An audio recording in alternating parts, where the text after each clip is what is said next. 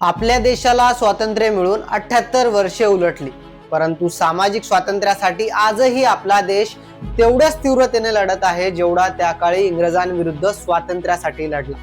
सामाजिक स्वातंत्र्य मिळवून देण्यासाठी अनेक सामाजिक कार्यकर्ते वेळोवेळी पुढे आले आणि त्यांनी सामाजिक स्वातंत्र्याचा लढा पुढे नेला.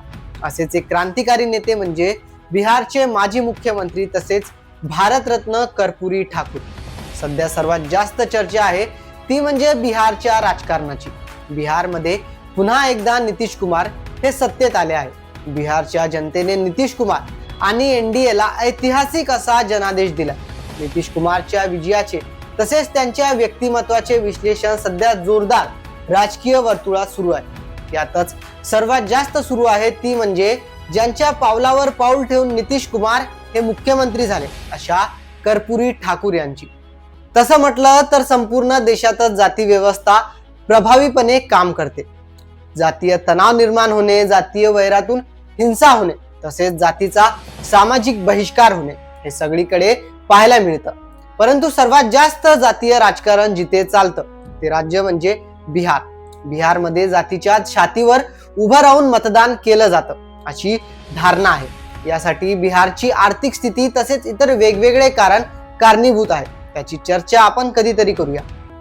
परंतु बिहारमधील याच जातीभेदाच्या वातावरणात समाजातील दुर्लभ व वंचित घटकांना ताकद देण्याचे काम कर्पूरी ठाकूर यांनी केले.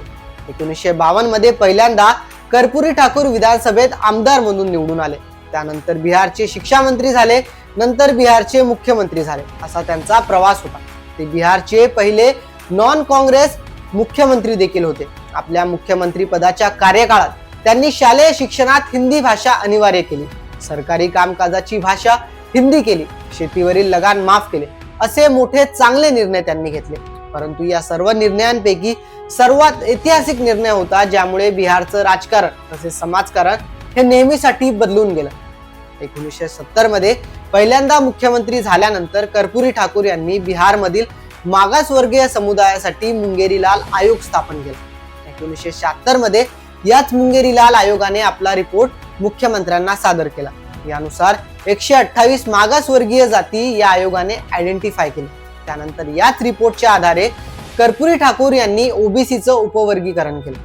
त्यांनी ओबीसी समुदायाला 8% तसेच अति मागासवर्गीय म्हणजेच आजचा ईबीसी समाज त्याला 12% आरक्षण दिलं. कर्पूरी ठाकूर यांनी घेतलेल्या या निर्णयानंतर उच्च वर्गातून त्यांचा विरोध झाला. एवढंच नव्हे तर त्यांच्या स्वतःच्या पक्षातूनच अनेक नेत्यांनी त्यांना विरोध केला. राज्यातील कर्पूरी ठाकूर यांच्या विरोधात जातीवाचक घोषणा दिल्या जाऊ लागल्या.